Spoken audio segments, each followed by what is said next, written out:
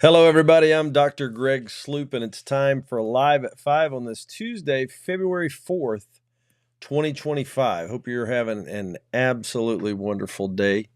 We are continuing our journey through the New Testament. We're up to day 25, and we're looking at Matthew chapter 25. And today we start out with the parable of the 10 virgins in Matthew 25, verse 1.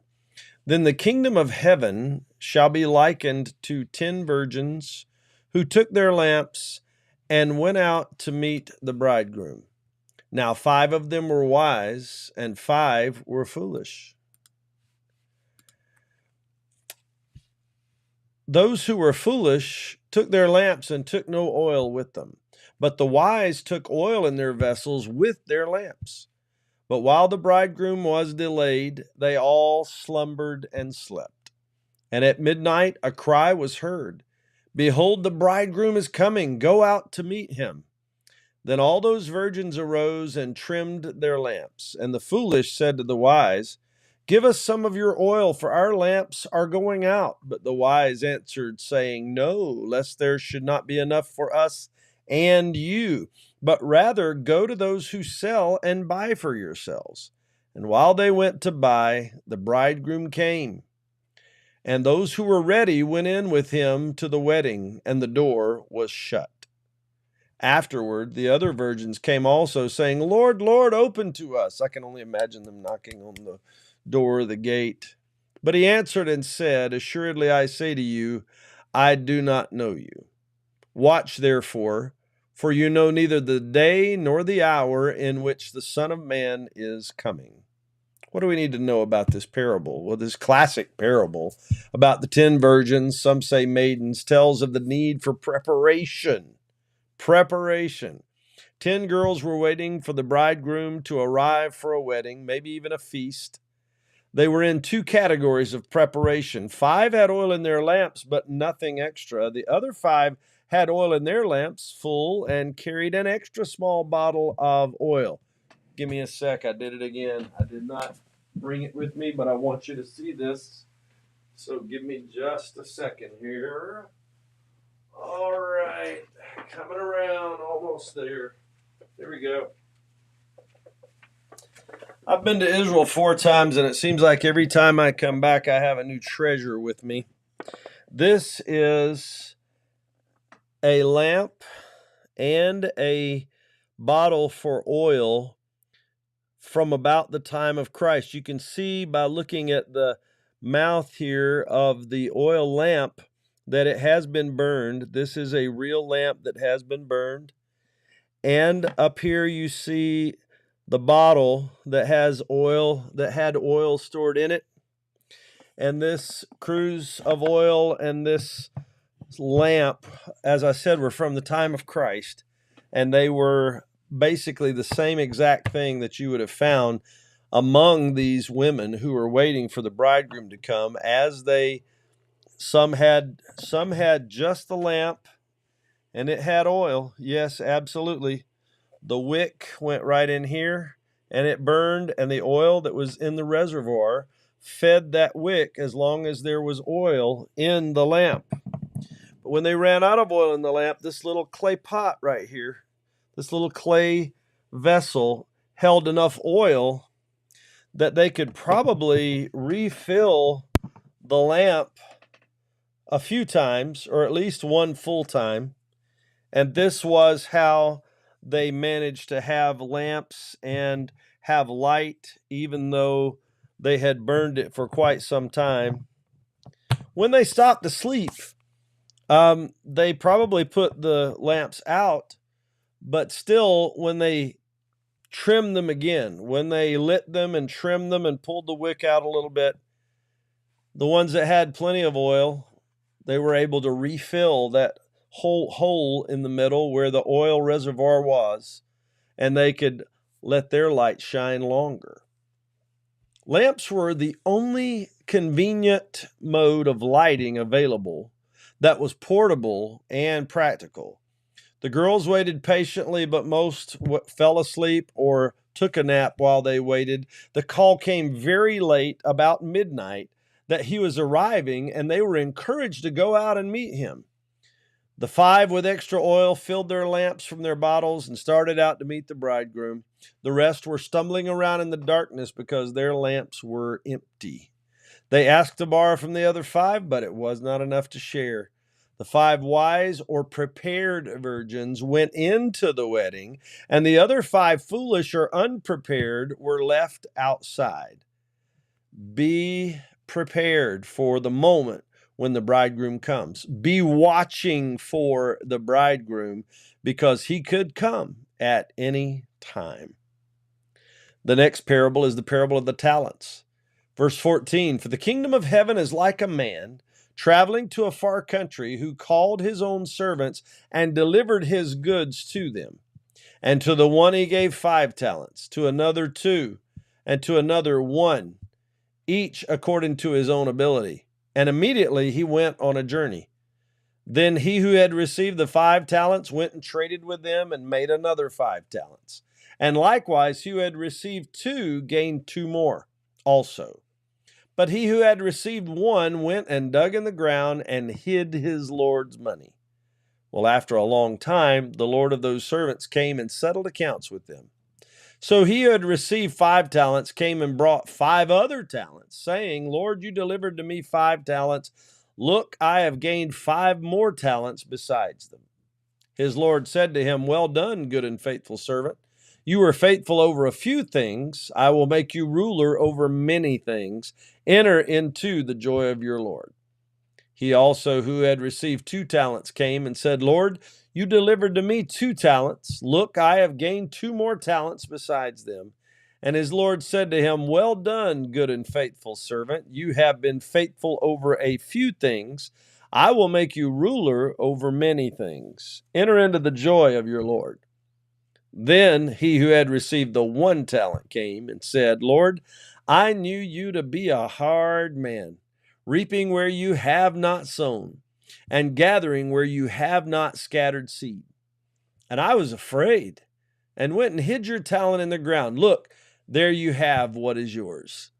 But his Lord answered and said to him, you wicked and lazy servant. You knew that I reap where I have not sown and gathered where I have not scattered seed. So you ought to have deposited my money with the bankers. And at my coming, I would have received back my own with interest at least. So take the talent from him and give it to him who has 10 talents. For to everyone who has, more will be given, and he will have abundance.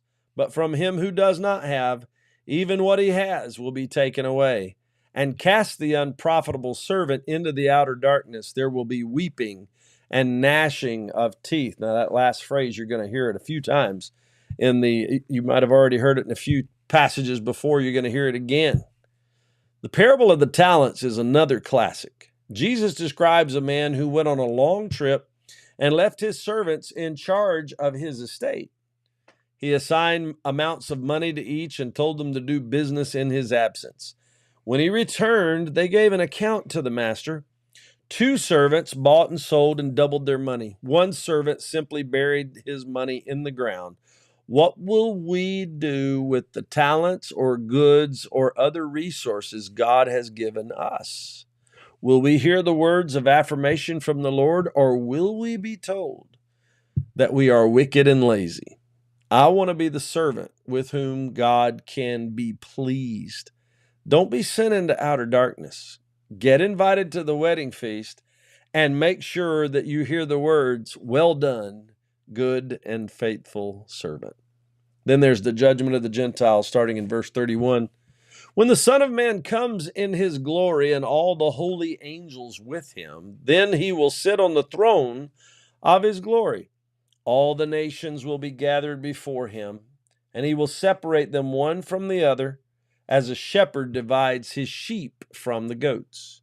And he will set the sheep on his right hand, but the goats on his left.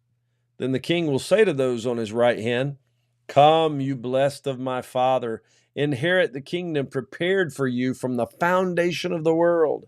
For I was hungry, and you gave me food. I was thirsty, and you gave me drink. I was a stranger, and you took me in. I was naked and you clothed me. I was sick and you visited me. I was in prison and you came to me. Then the righteous will answer him, saying, Lord, when did we see you hungry and feed you, or thirsty and give you drink? When did we see you a stranger and take you in, or naked and clothe you? Or when did we see you sick or in prison and come to you? And the king will answer and say to them, Assuredly I say to you, inasmuch as you did it to one of the least of these my brethren, you did it to me. Then he will also say to those on his left hand, Depart from me, you cursed, into the everlasting fire prepared for the devil and his angels. For I was hungry, and you gave me no food. I was thirsty, and you gave me no drink. I was a stranger, and you did not take me in, naked, and you did not clothe me, sick and in prison, and you did not visit me. Then they also will answer him, saying, Lord, when did we see you hungry or thirsty or stranger or naked or sick or in prison and did not minister to you? Then he will answer them, saying, Assuredly I say to you, inasmuch as you did not do it to one of the least of these, you did not do it to me. And these will go away into everlasting punishment, but the righteous into eternal life. Let's ponder these thoughts for a moment. The separation of the sheep from the goats helps us understand the final separation between those who are saved and those who are lost. What a sad commentary on the future status of those who do not know Christ. And the criteria is given for each designation. This passage is not proposing works-based salvation, but does show what actions typify or are typical of those who are to be given an eternal reward in heaven. If you're saved, you'll do these things. It's not that if you do these things, you'll be saved, but if you're saved, you're going to do these things. Feeding the hungry, giving drink to the thirsty, taking in and housing strangers, clothing those without proper clothing, visiting the sick, ministering to those in prison, are all actions of those who are saved and who have given their hearts and hands to the Lord Jesus Christ. So I encourage you this: serve others because you serve Him. Serve others because you serve Him. And that's the word for today. I hope this has blessed you. We got the parable of the talents, or the servants, or the master, however you want to talk about it, the parable of the talents, the parable of the judgment of the Gentiles, and we also had the parable of the 10 virgins. Great stories. Don't forget the image, if you will, of the little lamp and the little cruse of oil that they carried with them. Be sure you got plenty of oil. Be sure you're ready when Jesus comes. All right, so let's see who we got on with us today. Good to see Richard Britt. Hey, good to see you, my friend. Vivian Thompson, Kathleen Pallas, Sharon Noblet, Janice Carricker, all some great people from Kannapolis Church of God. Young Gear, Kakar, good to have you with us. Tommy Morrow from right here at Kannapolis Church of God. I see about 13 of you logged on right now with us. I know there'll be many others that watch it later today or tomorrow, whatever time of day or night you watch. We're always excited to have you with us. And it's our privilege and honor to bring you this brief Bible study each and every day, Monday through Friday, as we walk through the New Testament. If you don't do it with us, do it somehow, some way. Tomorrow morning, a new blog will be loaded up at about 6 a.m. On my blog site, which is simply gregsloop.com, GREGSLOOP.com. No spaces, all lowercase, gregsloop.com. Hope you'll look at that sometime tomorrow, and then be back with us again tomorrow evening at 5 p.m. as we discuss it right back here where you're watching us now for Live at 5. We look forward to seeing you then. We're praying for you. We care about you, and we want to see you tomorrow.